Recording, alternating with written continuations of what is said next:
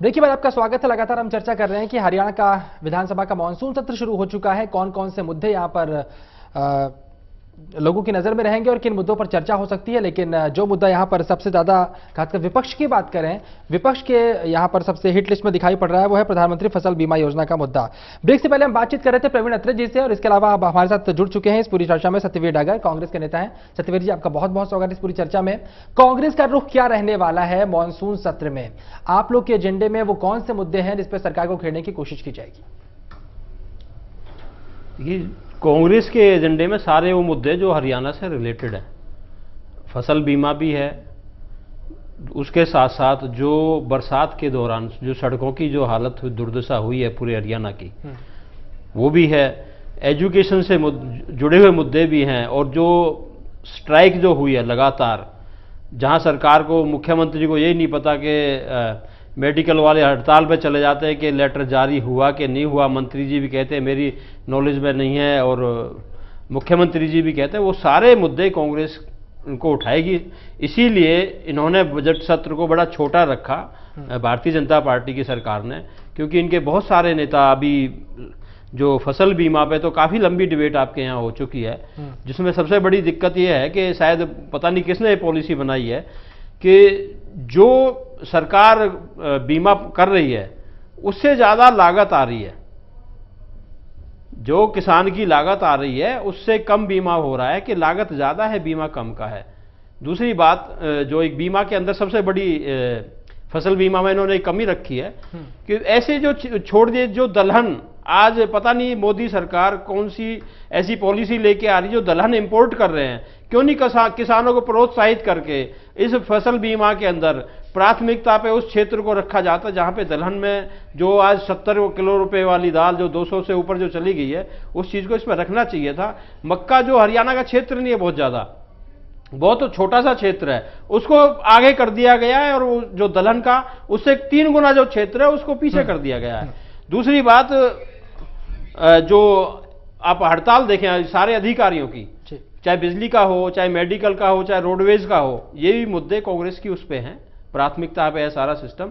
और एक चीज और भी होगी, जो कांग्रेस के जो ये भारतीय जनता पार्टी के नेता हैं, जो अपने आप को कहते हैं कि हमारी पार्टी दूध से धुली हुई है, हमारे यहाँ कोई गलत काम नहीं हो रहा। बल्लभगढ़ के अंदर एक राजा का जो महल है, मटिया महल के नाम से जो है, खसरा नंबर 195 में 1935 में जो टाउन हॉल बना था, जो म्युनिसिपल कमेटी बनी थी, उसमें दर्ज है राजा की, रानी का जो महल है उसका नाम मटिया महल है। उस पर भी भारतीय जनता पार्टी कब्जा करने में लगी हुई है। ये मुद्दा भी हो सकता है कि क्योंकि उन्हीं के नेता जो प्रदेश स्तर के और मंत्री या एमएलए उसमें लिप्त हैं, ये मुद्दा भी एक विधानसभा में उठाया जा सकता है। बिल्कुल, कई ऐसे मुद्दे हैं। कांग्रेस और इनेलो पूरी तरह से तैयार दिखाई पड़ रही है तमाम मुद्दे उठाने के लिए। इस वक्त हमारे साथ प्रोफेसर वीरेंद्र सिंह चौहान, बीजेपी के प्रवक्ता, जुड़ गए हैं। प्रोफेसर साहब, बहुत बहुत स्वागत आपका इस पूरी चर्चा में। विधानसभा सत्र शुरू हो चुका है, मानसून सत्र शुरू हो चुका है, लेकिन जो आपत्तियां यहां पर इनेलो और कांग्रेस की ओर से आ रही हैं, जो कहीं ना कहीं आपके लिए भी मुसीबत का सबब बन सकती हैं। प्रधानमंत्री फसल बीमा योजना को लेकर ये दोनों पार्टियां मुद्दा उठाना चाहती है, और काम रोको प्रस्ताव भी यहां पर दिया गया है। इस पूरे मुद्दे पर बीजेपी किस तरह से अपना बचाव करने वाली है, सरकार किस तरह से अपना बचाव करने वाली है? देखिए, प्रजातंत्र में जो विमर्श है, बहस है, और सदन के जो सत्र होते हैं वो इसी के लिए होते हैं, बातचीत के लिए होते हैं। सब दल अपना, प्रतिपक्ष अपनी बात कह सके और सरकार उनका उत्तर दे सके, इसी के लिए होते हैं। इसलिए जो भी प्रश्न हमारे प्रतिपक्षी, चाहे वो कांग्रेस हो, चाहे वो इंडियन नेशनल लोकदल हो, जिन भी मसलों पर उठाएंगे, वो प्रश्न हमारे लिए तो मुसीबत नहीं है। हमारे लिए, हम उनका स्वागत करेंगे, और इनके उठाए हुए एक एक प्रश्न का उत्तर वो सदन में देने की सरकार के मंत्रियों की, विधायकों की तैयारी है। और दूसरा, अनेक बिल इस सत्र में, मानसून सत्र में आने वाले हैं, जो इस समय जिनकी आवश्यकता है, जिन पर काम पहले से हो चुका है तैयारी के साथ, वो सदन में रखे जाएंगे।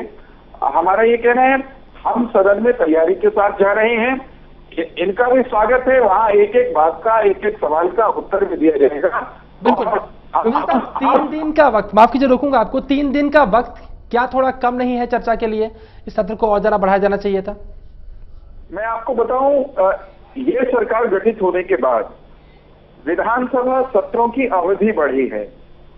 विधानसभा सत्रों में प्रतिपक्ष को समय देने का स्वभाव बढ़ा है। मुख्यमंत्री महोदय ने पहले सत्र में कहा था सबको मौका देंगे, बराबर का मौका देंगे। खुले मन से अब तक के सत्रों में प्रतिपक्ष को समय दिया गया है। मैं आपको शरद जी याद करा दूं, इससे पूर्व के समय में अनेक वर्षों का आप रिकॉर्ड उठा करके देख लीजिए कि विधानसभा के सत्र कितने लंबे होते थे, सांकेतिक सत्र होते थे। यूं लगता था कभी कभी एक छुआ और चले गए। हम उस भावना से काम ही नहीं कर रहे।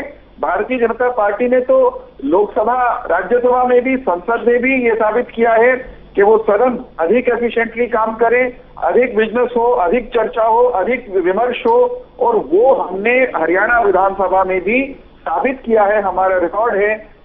आवश्यकता होने पर ये अगर विपक्ष कहता है कि उनको समय नहीं मिल रहा है और सभापति महोदय कन्विंस होते हैं इस बात से, तो उनको निर्णय लेने का अधिकार है, वो बढ़ा भी सकते हैं।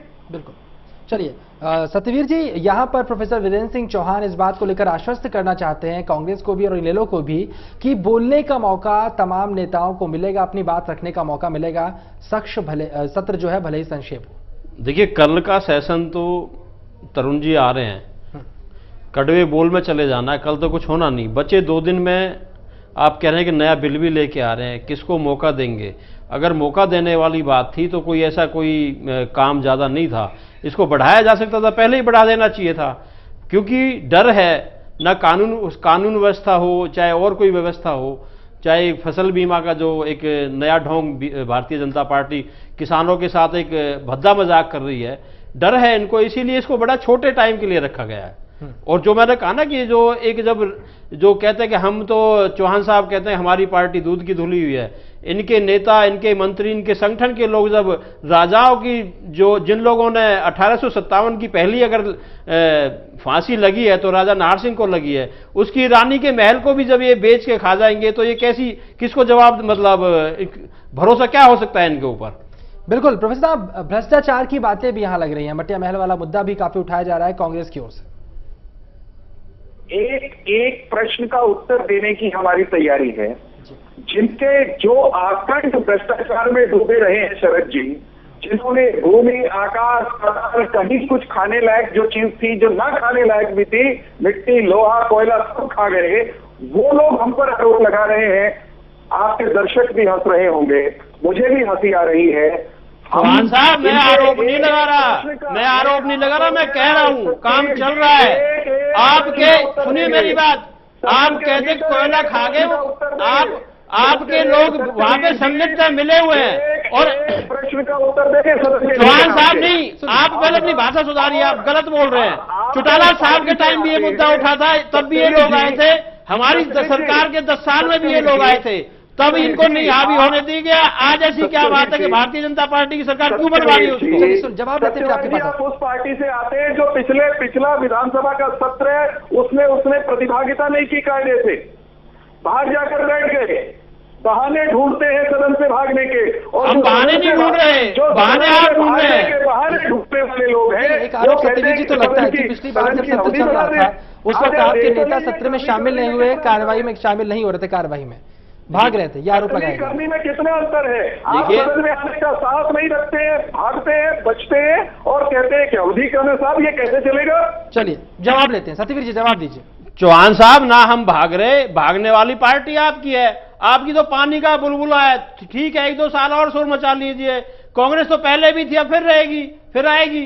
कांग्रेस नहीं भागने वाली, कहीं भागोगे तो आप लोग, जो आप लोग ऊपर कोई बात आती है तो गोल हो जाते हैं, फिर जवाब ही नहीं होता आपके ऊपर कोई। मैंने कहा कि आप इस बात के ऊपर, जो मैंने मटिया महल की बात कही है, चौटाला साहब की सरकार थी तब भी ये लोगों ने प्रयास किया था, तब सफल नहीं हुए थे। 10 साल सरकार कांग्रेस की रही है, उसमें इन्होंने प्रयास किया, तब भी सफल नहीं हुए। अब ऐसी क्या बात है कि अचानक वो काम सारा शुरू किया गया है? सत्यवीर जी, मैं तो सिर्फ ये कह रहा हूं कि एक प्रश्न का उत्तर देंगे। और आप हमको कह रहे हो, हम भारत और हरियाणा की राजनीति की वर्तमान हकीकत है, हम भविष्य हैं। बुलबुला और गोरंडा तो आप हो गए साहब। सबसे हमने सबसे कार्य करने वाली पार्टी की हालत क्या है आपको मालूम है? आज आपको मालूम है संसद में आप कहां खड़े हैं? आपको मालूम है विधानसभा में कहां खड़े हैं आप? हमको बुलबुला कहते हैं, अपने बुलबुले को बोलने को संभाल लीजिए, वो बेहतर होगा। चलिए, इस वक्त जो बात उन्होंने की है कि वो आरोप ये लगा रहे हैं कि बुलबुला कहना शायद बीजेपी को ठीक नहीं होगा, और वो ये आरोप लगा रहे हैं कि हम इस वक्त जो है वर्तमान भी हैं और भविष्य भी हम होने वाले हैं। भारतीय जनता पार्टी के इन दो मुद्दों को छोड़ दे सरकार को, तो कांग्रेस के पास और कौन कौन से मुद्दे हैं विधानसभा में उठाने के लिए? मैंने कहा ना जी, सारी कानून व्यवस्था, आप हरियाणा की देखिए हालत क्या है जी, ठीक है, आप कर्मचारियों की हालत देखिए क्या है, किसानों की हालत देखिए क्या है, इंडस्ट्रीज की हालत देखिए क्या है, बिजली इनके पास नहीं है। बिजली जो हम हरियाणा आत्मनिर्भर है, उसके बावजूद भी 6-6, 7-7, 8-8 घंटे का कट है, गांव में पूरी सप्लाई नहीं मिल रही। तो सारे मुद्दे, कोई भी एक चीज नहीं है जो मुद्दे में शामिल ना हो, बहुत सारे मुद्दे हैं हरियाणा से जो भी जनता से जुड़े हुए हैं, चाहे किसान से हो, व्यापारी से हो, उद्योगों से जुड़ा हुआ हो, वो सारे मुद्दे हैं। चलिए, आपके 3 विधायकों को निलंबित किया गया था, उनका निलंबन वापस ले लिया गया है, अभी खुश हैं इस मुद्दे पर आप? ठीक है, अगर जनता ने किसी विधायक को चुना है तो मैं नहीं समझता कि बहुत लंबा निलंबन वाली बात कोई है, होना चाहिए बिल्कुल। अगर विधायक को, उनको मौका मिलना भी चाहिए। जो विधायक सस्पेंड किए गए थे उनको, उनकी भी जवाबदेही जनता के प्रति है, उनको मौका मिलना चाहिए, और उनका अच्छा है कि वापस हुआ उनका। चलिए, और एक खास बात जीएसटी बिल को लेकर भी है, मुख्य रूप से जीएसटी बिल पर सबकी नजर होगी। क्या कांग्रेस पार्टी इस बिल को पारित कराने में मदद करेगी, या फिर आप लोगों की तरफ से, आपके हरियाणा की बात करें तो हरियाणा में कांग्रेस के जो नेता हैं उन्हें कोई आपत्ति इस बिल पर हो सकती है? देखिए, कांग्रेस बिल ही कांग्रेस का है जी, शोर तो चौहान साहब की पार्टी ने मंगाया था पहले, संसद के अंदर भी इन लोगों ने पास नहीं होने दिया था। बिल तो कांग्रेस लेके आई है, कांग्रेस ने कभी इसका विरोध किया? अगर संसद में कांग्रेस ने इसका साथ दिया है तो विधानसभा में हम क्यों इसका विपक्ष वो करेंगे विरोध? बिल्कुल प्रोफेसर साहब, जीएसटी बिल पास होने की उम्मीद आप लोग को है, या फिर कोई संशय बरकरार है कि ये बिल 3 दिन के सत्र में पास नहीं भी हो सकता? सत्यवीर जी कह रहे हैं कि इनका बिल है, हम इनका बिल मान लेते हैं, इसको हमको कोई आपत्ति नहीं, हम इतनी छोटी सोच नहीं रखते। वास्तव में जीएसटी बिल वो ना कांग्रेस का बिल है, ना भाजपा का बिल है, वो भारत का बिल है।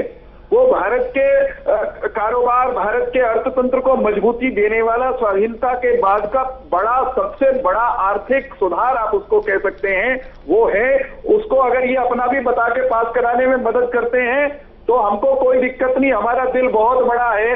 दूसरी बात, ये जो अभी बिजली को लेकर और दूसरे सवाल उठा रहे थे, बिजली के मामले में आप अपनी स्थिति को भूल गए क्या थी? आपने आपके समय में क्या हरियाणा में ग्रामीण अंचल में बिजली का जो तंत्र है उसको सुधारने के लिए कोई उपाय किया गया? केवल बिजली की उपलब्धता काफी है क्या? जिन तारों के दम पर, जिन केबल्स के भरोसे पर वो बिजली जाने वाली है गांव-गांव में, आपने 9.5 साल के कार्यकाल में उसको सुधारने के लिए कुछ किया है क्या? हम उस तंत्र को दुरुस्त करने में लगे हुए हैं। हम बेहतर बिजली तंत्र हरियाणा में खड़ा कर रहे हैं, और हमारा संकल्प है हम अधिकतम बिजली हरियाणा में उपलब्ध कराने वाले। यहाँ पर सरकार जो है हर बात पर जवाब देने के लिए तैयार है। विधानसभा सत्र में भी इस बात की उम्मीद की जाती है कि बात रखने का मौका पूरा मिलेगा विपक्ष को। कांग्रेस और इनेलो ने इस बात की चिंता जाहिर की है कि हो सकता है 3 दिन के सत्र में तमाम बातें उनकी ना रखी जाए, लेकिन फिर भी दोनों पार्टियों ने कमर कस के रखी हुई है। सरकार को कई मुद्दों पर घेरने की तैयारी है, और जिस तरह से प्रोफेसर वीरेंद्र सिंह चौहान बता रहे थे, बीजेपी के प्रवक्ता, की सरकार विपक्ष की तमाम सवालों का जवाब देगा, इस पर भी लगातार MH1 न्यूज की नजर बनी रहेगी। फिलहाल प्रोफेसर आपका इस पूरी चर्चा में जुड़ने के लिए, सत्यवीर डागर जी आपका इस पूरी चर्चा में जुड़ने के लिए बहुत बहुत शुक्रिया। तो मेरे साथ फिलहाल इस बुलेटिन में इतना ही। MH1 न्यूज पर लगातार खबरों का सफर जारी है।